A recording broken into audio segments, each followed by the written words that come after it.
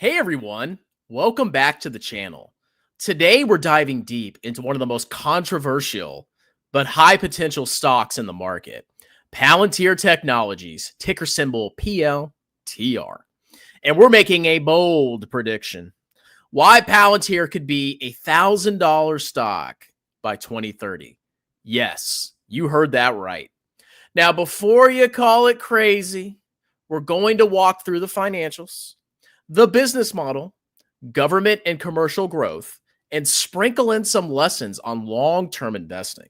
So buckle up. This is going to be a data-heavy and optimistic ride.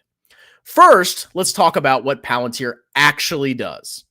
In a nutshell, Palantir builds data integration and analytics platforms, namely Gotham, Foundry, and Apollo, that help institutions make sense of massive data sets.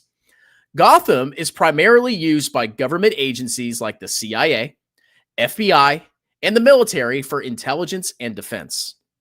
Foundry is used by commercial clients like Merck, Airbus, Ferrari, and BP to optimize operations. Apollo is their continuous delivery system for updates and operations across both platforms. Palantir is not just a software company. They're a mission-critical partner for institutions working on national security, energy transitions, pharmaceutical research, and much more. Now, let's look at the financials. As of FY 2024, Palantir generated $2.4 billion in revenue, growing at about 20% year over year. The company is now GAAP profitable, a major milestone. Their adjusted operating margins are improving and it hit over 25% last year. Remember, when evaluating long-term investments, look for businesses that are improving margins, reaching consistent profitability, and expanding their total addressable market. Palantir checks all three of those boxes. Now, here's where it gets interesting. Let's project forward. Bullish scenario, 2030 forecasts. Revenue grows at 30% CAGR. That means revenue by 2030 will be $13.4 billion. Their net profit margin will be 30% due to leveraging scale and automation.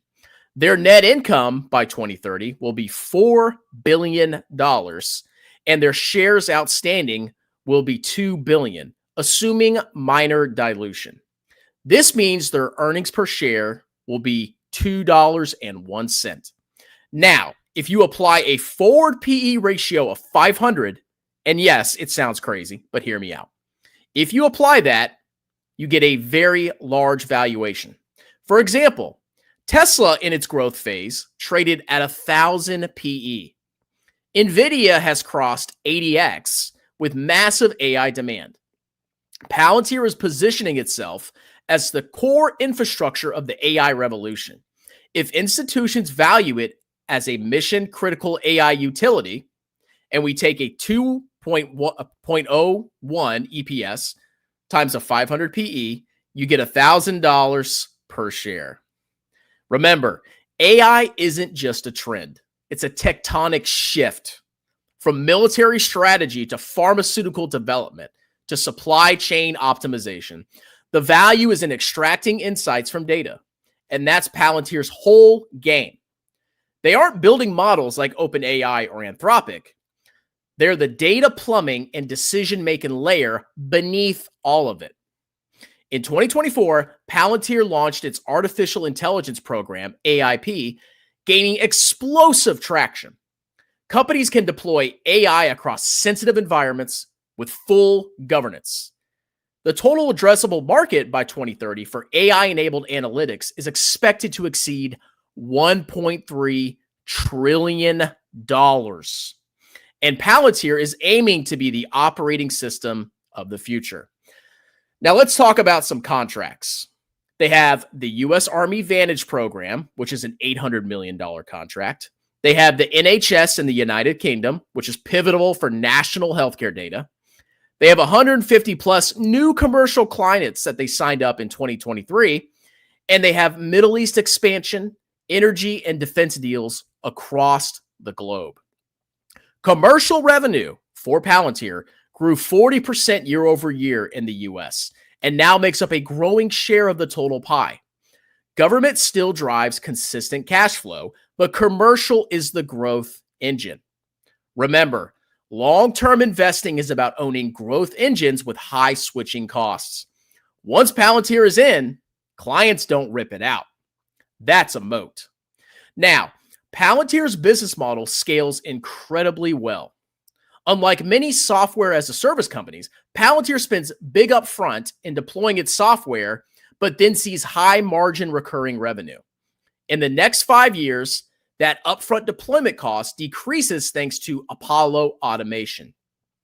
Palantir's financial projections are as follows. In 2025, we project Palantir's revenue to be $3.2 billion with a 28% margin. In 2026, we believe Palantir's revenue will be $4.5 billion with a 30% margin. Revenue increases to $6 billion by 2027 with a 32% margin. And by 2030, we get to $13.4 billion of revenue with a 30% margin. This leads to exponential growth in free cash flow, one of the strongest long-term signals for compounding. Remember, free cash flow is the fuel of shareholder returns through buybacks, dividends, or reinvestment. Palantir is gushing it. Now let's put it all together. Palantir is a mission-critical AI infrastructure play. It has high margins and sticky software models. It has explosive commercial growth. It has a huge government pipeline and the potential to become the AWS of enterprise AI. Even with conservative PE multiples, for example, with an EPS of $2 by 2030 and 100 PE, you're looking at a $200 stock.